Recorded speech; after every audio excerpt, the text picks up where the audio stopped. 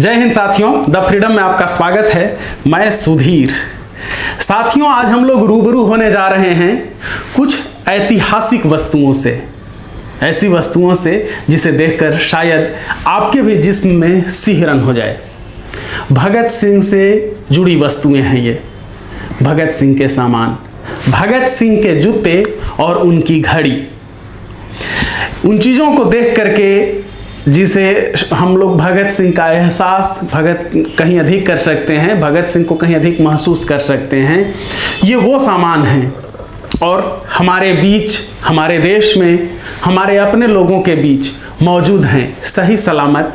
और हमने चूँकि कोरोना में कहीं आना जाना मुश्किल हो गया था, तो ये कोशिश की कि द फ्रीडम के व्यूअर्स को कम से कम देखना चाहिए और ज़रूर ही देखना चाहिए।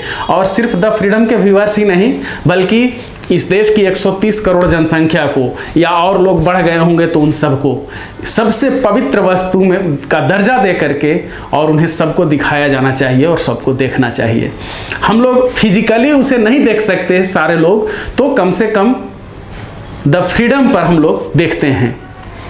ये वीडियो बनाते हुए मैं खुद काफ़ी इमोशनल हूँ कि वो भगत सिंह के सामान हैं, भगत सिंह के जूते हैं, भगत सिंह की घड़ी है। ये आप देखिए, यही वो सामान है।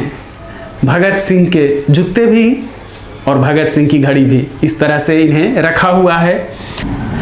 जब भगत सिंह ऐतिहासिक दिन यानी 8 अप्रैल 1929 को असेंबली में बम फेंकने जा रहे थे बटुकेश्वर दत्त के साथ, तो निकलने के पर ठीक पहले अपने साथी जयदेव कपूर की ओर देखा और देखा कि उनके जूते फटे हैं, पुराने हैं काफ़ी, और भगत सिंह के जूते नए थे और काफ़ी हाई क्वालिटी के थे, अच्छे जूते थे। भगत सिंह अच्छे खाने पहनने के शौकीन थे, खूबसूरत थे, और इसलिए उनके पास ये चीज़ें होती थी। घड़ी उनके पास थी, जेब घड़ी। तो अब उन्हें लगा कि चूंकि वो बम फेंकने जा रहे हैं और बम फेंकने के साथ ही जीवन भी समाप्त हो जाना है, गिरफ्तार होना है, फांसी होनी है, तो ये महंगी चीज़ों या नए जूतों को क्यों बर्बाद किया जाए। तो उन्होंने जयदेव से कहा कि ऐसा करो कि तुम अपना जूता हमको दे दो और मेरे वाले जूते तुम रख लो। और यहाँ वो दोनों एक्सचेंज करते हैं।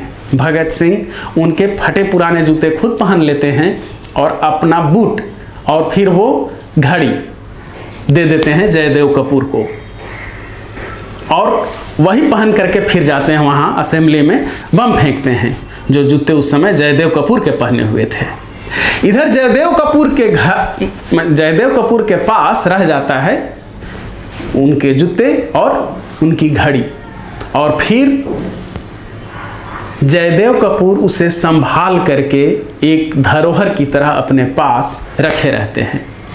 बाद में जयदेव कपूर भी गिरफ्तार हुए, उन पर भी लाहौर एक्शन का मुकदमा चला, सैंडर्स मर्डर कांड जो था, और भगत सिंह, सुखदेव, राजगुरु को फांसी हुई, तो वही जयदेव कपूर और बाकी और साथियों को आजीवन काले पानी की सजा मिली और जयदेव कपूर भी भेज दिए गए जेल में। 1946 में रिहा हुए हैं जयदेव कपूर।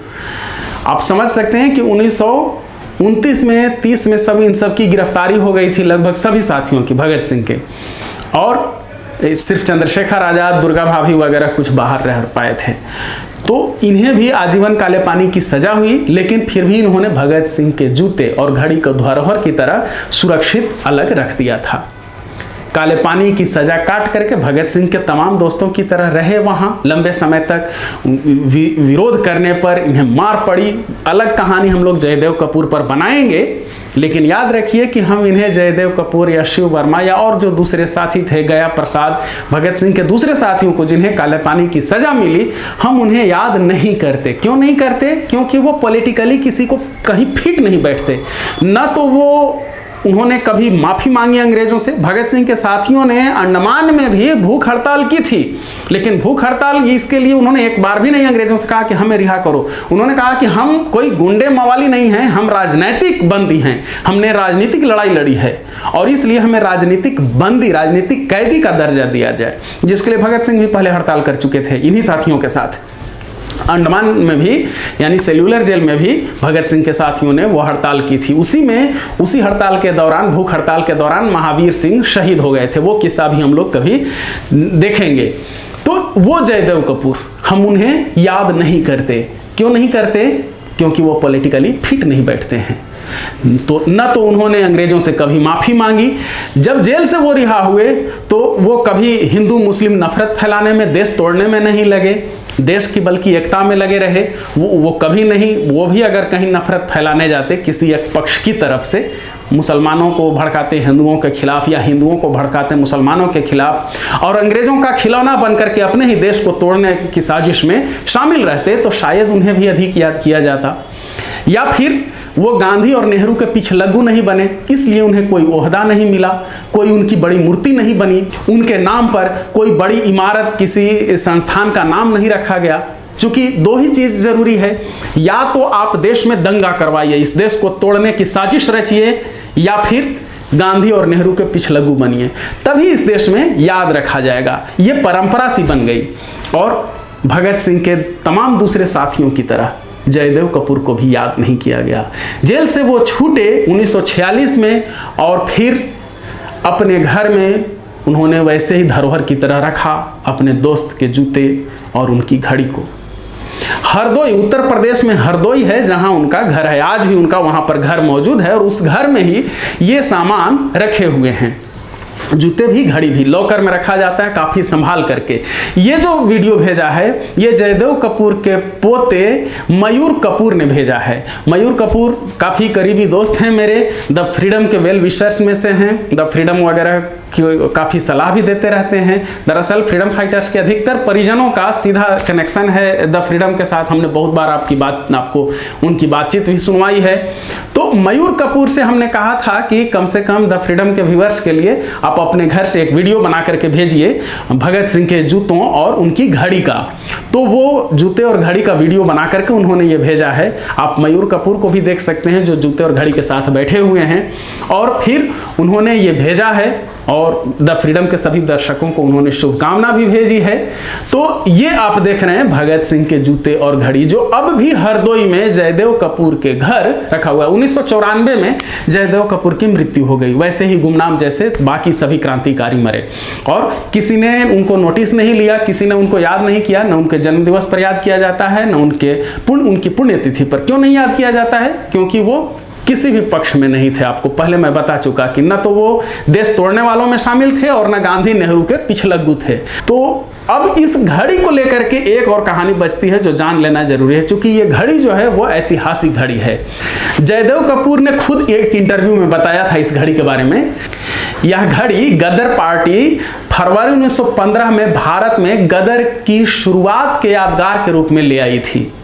गदर के उस प्रयास की विफलता के बाद उस दौर के सबसे बड़े क्रांतिकारी रास बिहारी बोस जो लीड कर रहे थे यहाँ भारत में, रास बिहारी बोस ने यह घड़ी दे दी थी मशहूर क्रांतिकारी सचिंद्रनाथ सान्याल को।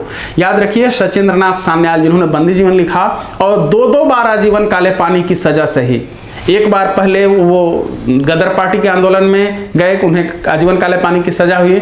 फिर काफ़ी समय भुगतने के बाद जब राजनीतिक बंदियों को छोड़ा जा रहा था तो उन्हें भी छोड़ा गया और फिर एक बार भी उन्होंने माफ़ी नहीं मांगी, इसलिए उन्हें अभी याद नहीं किया जाता। और न गांधी के वो पिछलग्गू बने, इसलिए ये याद रखिए। सचिंद्रनाथ सान्याल के साथ भी दोनों कारण रहे। सचिंद्रनाथ सान्याल ने भी न तो कभी अंग्रेजों से माफ़ी मांगी और ना ही फिर बाहर निकलने के बाद देश तोड़ने में शामिल हुए कि नफरत फैला करके इस देश को तोड़ा जाए, अंग्रेजों के इशारे पर नाचा जाए, और ना ही फिर गांधी नेहरू के पिछलग्गू बने।